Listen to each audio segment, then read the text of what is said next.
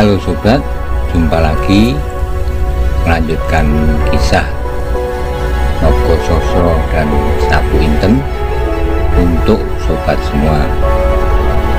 Pada kesempatan ini kita mengambil episode Aryo Saloko menjadi incaran. Silahkan menikmati. Salam budaya.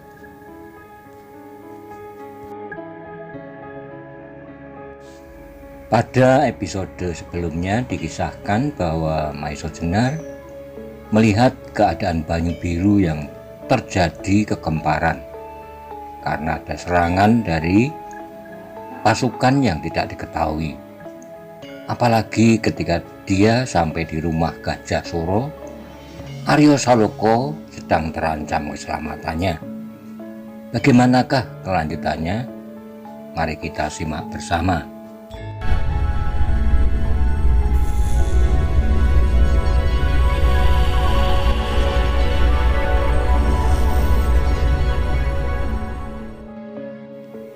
Orang-orang yang mengepung Aryo itu segera mengalihkan perhatiannya. Mereka bersama-sama segera menyerang Panjawi. Tetapi Panjawi adalah orang yang cukup tangkas, sehingga beberapa orang itu sama sekali tak berhasil mendesaknya. Apalagi beberapa saat kemudian berdatanganlah beberapa orang laskar Banyu Biru yang segera membantu Panjawi. Melihat pertempuran itu, Maiso Jenar menarik napas lega. Ia juga merasa kagum kepada Panjawi. Meskipun anak itu masih harus banyak berlatih, namun ia memiliki dasar-dasar yang baik dan kuat. Tetapi sejenak kemudian Maiso Jenar terkejut mendengar sebuah siulan nyaring. Ia pernah mendengar bunyi yang sedemikian itu. Bunyi siulan dari gerombolan Lowo Ijo. Dan apa yang sedang dipikirkan itu adalah benar. Sebab sesaat kemudian ia melihat bayangan yang melayang dari sebuah pohon langsung menyerang Panjawi. Untunglah bahwa Panjawi cukup tangkas untuk menghindari serangan itu, sehingga bayangan itu tidak berhasil mengenainya. Bahkan demikian Panjawi meloncat menghindar. Demikian kembali ia meloncat menyerang bayangan itu dengan pandangannya. Serangan Panjawi ternyata cukup cepat sehingga bayangan itu tidak sempat menghindar. Dengan sebuah pisau belati panjang, ia menangkis pedang yang mengarah ke dadanya. Terdengarlah suatu dentangan nyaring dan ternyata kekuatan mereka seimbang. Dan pada itu, Maiso Jenar segera mengenal bahwa bayangan yang meloncat dari atas pohon itu adalah Wadas Gunung. Segera terjadilah pertempuran yang sengit antara Wadas Gunung dan Panjawi. Sedang di lain pihak terjadi pula pertempuran yang hiruk-pikuk antara laskar Banyu Biru melawan laskar-laskar penyerang. Pada saat itu, pada saat mereka sedang sibuk mempertahankan hidup masing-masing, tiba-tiba mata Maiso Jenar yang tajam dapat melihat bayangan lain yang datang mengendap-endap ke arah Aryo Saloko yang masih saja mengawasi pertempuran itu dengan mata yang bernyala-nyala. Ia sama sekali tidak berusaha untuk melarikan diri, sebab ia yakin bahwa Panjawi serta laskarnya akan dapat memenangkan pertempuran itu. Bahkan dengan girangnya ia melihat pertempuran itu seperti melihat tontonan yang sangat menarik. Dengan berdebar-debar, Maiso Jenar mengikuti gerak-gerik orang itu. Melihat caranya bergerak, Maiso Jenar dapat meyakini bahwa ia pasti memiliki ilmu yang cukup tinggi. Karena itu Maiso Jenar tidak mau menonton saja. Ia pun kemudian dengan mengendap-endap pula mendekati Aryo Saloko dari arah lain. Untunglah bahwa ia lebih dahulu dapat melihat bayangan itu, sehingga dengan demikian ia dapat lebih berhati-hati. Ternyata sampai demikian jauh, Bayangan itu belum mengetahui bahwa dari arah lain pula seseorang yang sedang mendekati Aryo Saloko. Setelah jarak mereka tidak lagi begitu jauh, terasa di dalam dada Maiso Jenar jantungnya berdesir keras. Ia mengenal dengan pasti siapa orang itu, dan ia tahu pasti pula apakah yang akan dilakukannya terhadap Aryo. Pedang yang terlalu besar dan panjang di tangan orang itu telah menambah pula keyakinan Maiso Jenar. Orang itu tidak lain adalah Ki Ageng Lembu Soro. Pada kesempatan yang pendek itu berputarlah otak Maiso Jenar. Benarnya pada saat itu ia mendapat kesempatan untuk membuat perhitungan dengan Lembu Soro dengan alasan yang tepat, tetapi mengingat pesan Paniling, apakah pada saat itu orang-orang lain seperti Uling Rawapening, Simolodro, Rowo Ijo dan sebagainya tidak berada pula di tempat itu? Karena itu seharusnya ia tidak melawan mereka bersama-sama. Mengingat hadirnya Wadas Gunung, maka kemungkinan hadirnya Rowo Ijo adalah besar sekali. Karena itu terjadi suatu pertentangan di dalam diri Maiso Jenar. Perasaannya ingin membawanya ke dalam suatu perhitungan jasmaniah yang menentukan, tetapi pikirannya yang telah dipengaruhi oleh pertimbangan dan nasihat Paniling mengajaknya untuk berbuat lain. Untunglah bahwa Maiso Jenar dapat berpikir secara wajar, sehingga ditemukannya suatu pemecahannya yang tidak terlalu berbahaya.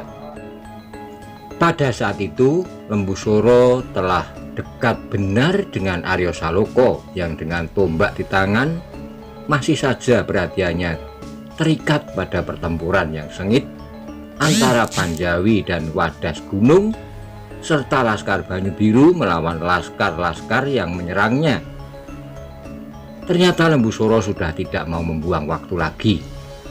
Meskipun mula-mula ia nampak ragu-ragu, tetapi akhirnya dengan suatu gerakan yang dahsyat ia meloncat sambil mengayunkan pedangnya. Meskipun demikian, karena anak yang berdiri di hadapannya itu bagaimanapun juga adalah kemenakannya, maka pada saat pedangnya terayun, Lembu Soro memejamkan matanya. Tetapi ia menjadi terkejut sekali ketika pedangnya sama sekali tak menyentuh apapun. Bahkan ia sendiri telah tertarik oleh kekuatannya serta ayunan pedangnya, sehingga hampir saja ia tertelungkup. Pada saat Lembu Soro berusaha untuk menguasai dirinya, dilihatnya sebuah bayangan yang melayang menyusup regol samping dan hilang di dalam gelap malam. Cepat Lembu Soro meloncat menyusulnya, tetapi ia sama sekali tidak dapat lagi melihat bayangan yang telah hilang bersama-sama dengan hilangnya Aryo Saloko beserta tombak tanda kebesaran Banyu Biru Kyai Bancak. Pada saat yang tepat ternyata Maiso Jenar telah berhasil menarik Aryo dan langsung dibawanya lari. Ia masih mempunyai kelebihan waktu beberapa saat dari Lembu Soro yang sedang memperbaiki keseimbangannya pada saat ia terbawa oleh pedangnya yang terayun deras. Karena itu Lembu Soro sudah tidak berhasil untuk dapat mengejarnya. Pada saat itu dada Lembu Soro terguncang luar biasa. Kegagalannya pada saat yang menentukan itu sangat menyakitkan hatinya. Hampir saja ia menjadi mata gelap dan menghancurkan Banyu Biru serta seluruh isinya. Tetapi otaknya yang licin telah menyelamatkannya. Cepat Lembu Soro menyelinap dan dengan kudanya yang tangkas ia berlari kencang-kencang kembali ke Pamingit. Setelah dengan rahasia ia memberikan aba-aba kepada laskar gabungan untuk segera meninggalkan Banyu Biru, diikuti pula oleh sekutu-sekutunya, tokoh-tokoh golongan hitam, untuk kemudian dengan laskar murni dari Pamingit.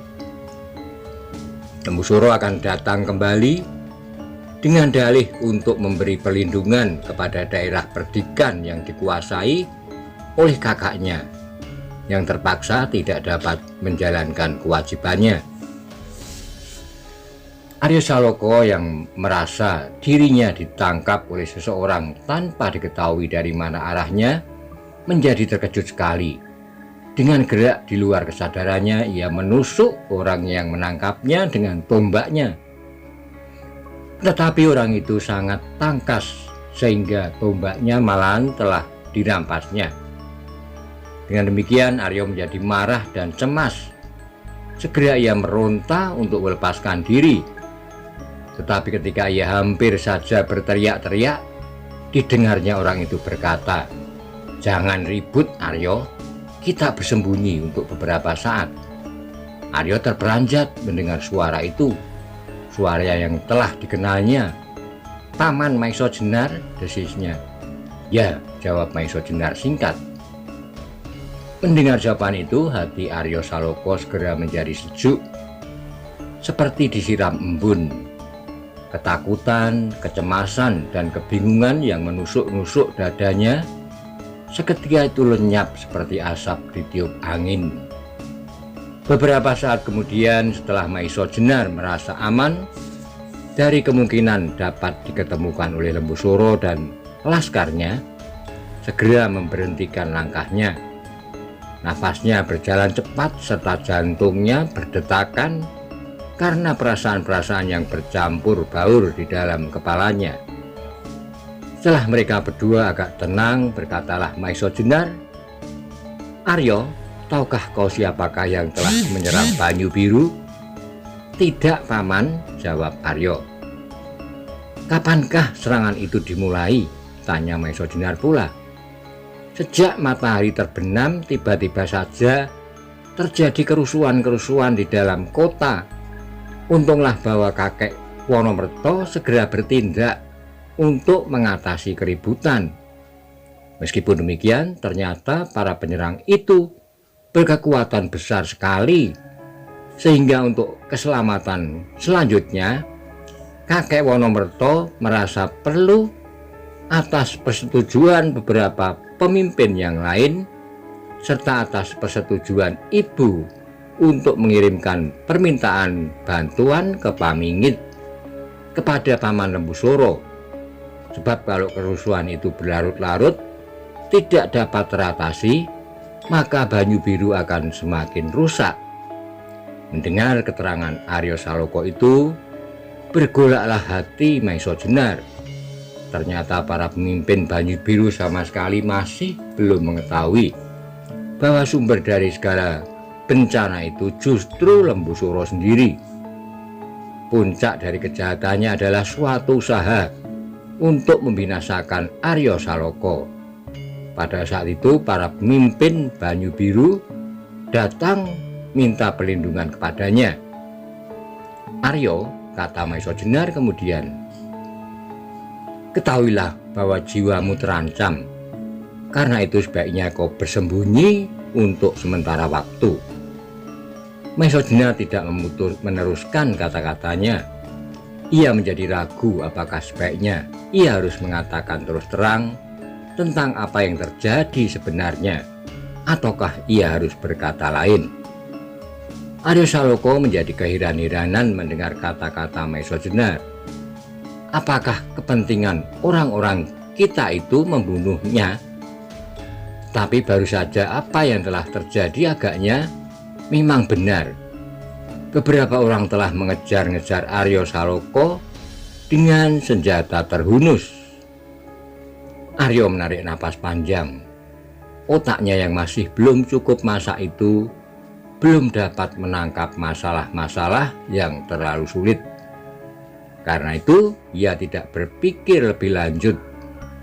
Apalagi sekarang ia sudah merasa bahwa dirinya sudah mendapat perlindungan. Ketika melihat wajah Arya yang seolah-olah masih bersih dari segala macam prasangka, Maisa Jenar tidak sampai hati untuk mengatakan apa yang sebenarnya terjadi atas dirinya oleh karena kekhianatan pamannya. Dengan melihat kenyataan itu, ada kemungkinan timbul suatu luka yang berbahaya pada jiwa kanak-kanaknya. Mungkin ia akan kehilangan seluruh kepercayaan pada seseorang, apalagi orang lain, sedang pamannya sendiri telah melakukan kejahatan terhadap dirinya.